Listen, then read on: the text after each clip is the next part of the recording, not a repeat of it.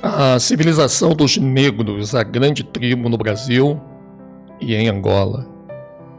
Para quem já viu o filme Amistade, por exemplo, ele dá mais ou menos uma ideia do que aconteceu com os negros.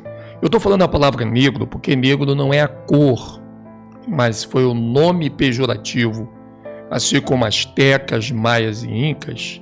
A palavra negro foi dada a essa tribo que chega aqui na América como escravos.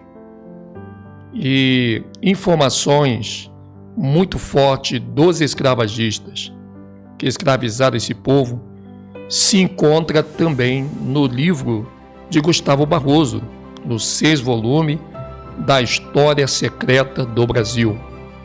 Livros que eles têm muita história para contar e que com certeza esses livros não vão parar em sala de aula.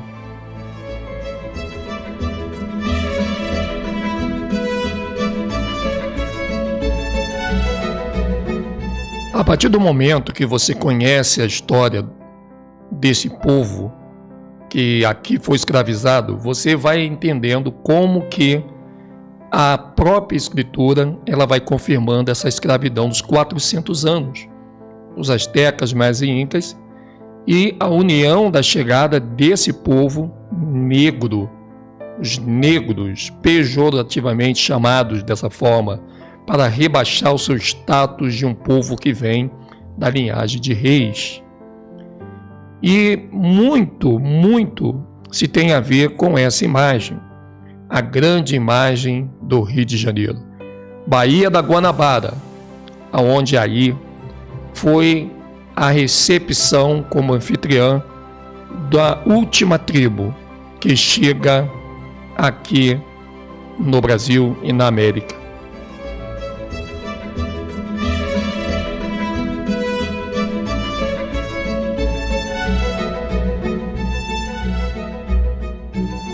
Por isso que você vê as águas desse mar basicamente amaldiçoadas.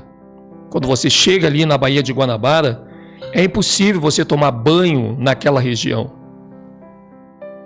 Devido a muitos relatos históricos, muitos negros foram jogados nesse mar, já por vir com muitas doenças, com alguma parte do corpo mutilada, ou talvez indebilitados, e muitas pessoas que chegaram a falecer dentro dos porões desses navios.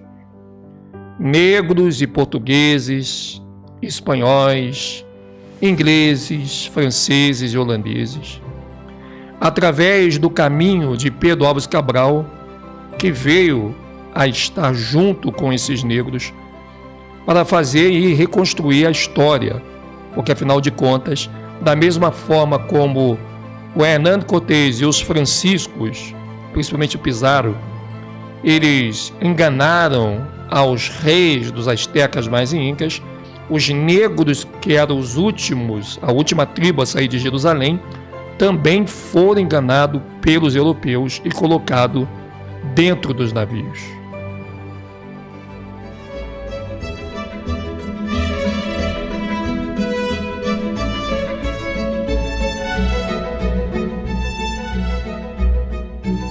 É uma história muito comovente, uma história muito intrigante, o que realmente aconteceu com esse povo.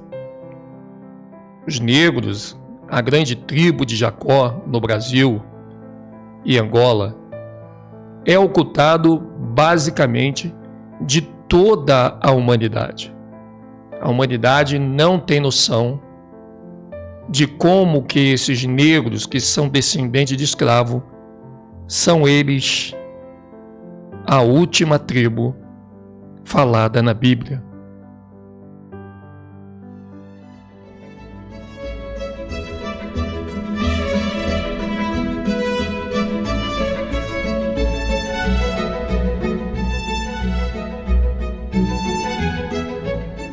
Mas afinal, esses negros que habitaram no Brasil e em Angola são qual tribo? Que tribo é essa que faltava para compor essa profecia de Deuteronômio 28 e essa profecia de Levítico 26, como muitos outros livros das Escrituras? Essa tribo que faltava, essa tribo que ela não tinha ainda entrado na história junto com os astecas, maias e incas, essa era a tribo que faltava entrar aqui na América. E essa tribo se chama a tribo de Judá.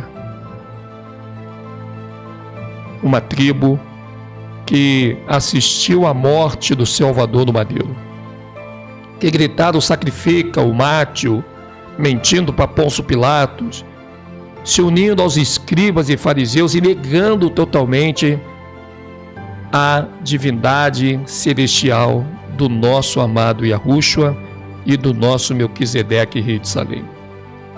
Judá recebeu um castigo muito severo devido ao que eles fizeram ao nosso Salvador, negando, tendo eles a promessa nas mãos, podendo ali se unir ao seu Salvador e fazer uma grande obra. Esse Judá são os negros espalhados tanto no Brasil como também um remanescente em Angola.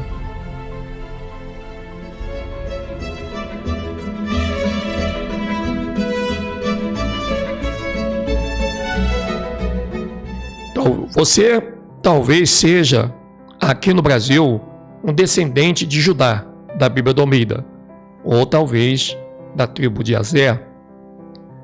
Mas nós estamos trazendo para vocês informações muito fortes. Negros descendentes de escravo são a tribo de Judá que habitam no Brasil e na Angola. Mais uma vez é bom lembrar que parte da maior grande quantidade do povo que é contado aqui em solo brasileiro são descendentes de Judá. E no nordeste do Brasil, como vimos no outro vídeo, de Azer, e o povo de Angola. Muitos angolanos não sabem que eles também fazem parte desta tribo de Judá.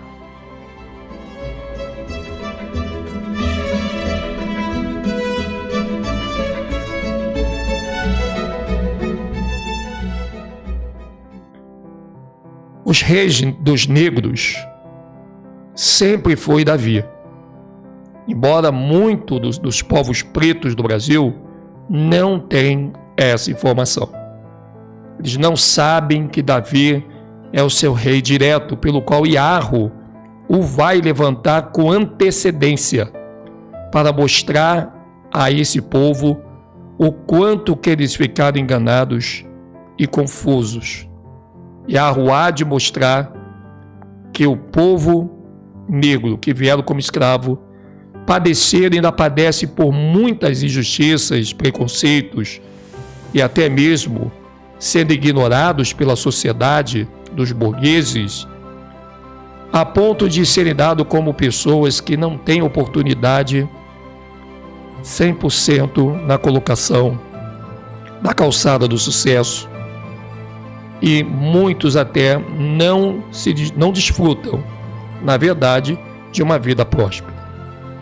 Essa é uma realidade que o Brasil vive e que não há política nenhuma que possa consertar, até porque a política que depende e a política que resolveria o problema do povo de Davi seria monarquia e não a república.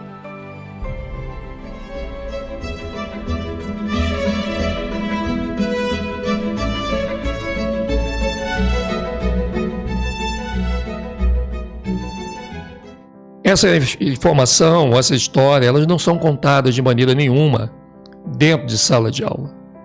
Pedro Álvares Cabral foi um navegador e explorador português.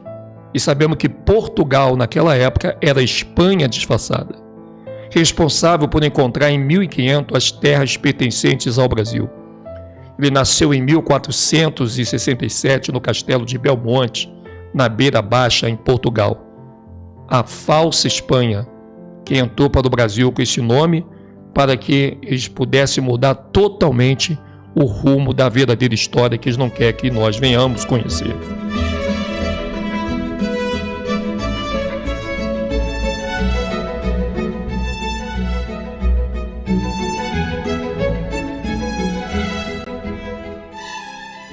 E essas informações são informações que você precisa hoje estar sabendo para que a Bíblia possa fazer sentido para você. Os Askenazi fizeram uma falsa amizade com os negros, judeus em Jerusalém, e mentindo o escravizaram. Ou seja, eles trabalharam com a mesma semente que o próprio Satã ele trabalhou com Adão e Eva. Depois Hernán Cortés na América do Norte com os astecas, as 3 tribos de Jacó.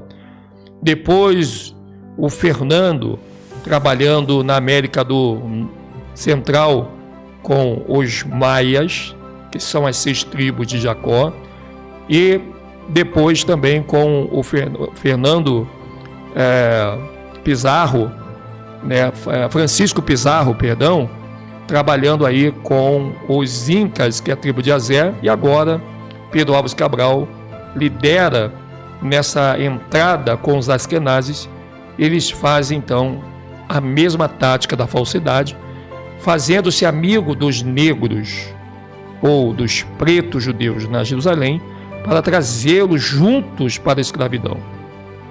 E a partir daí roubar a sua própria identidade.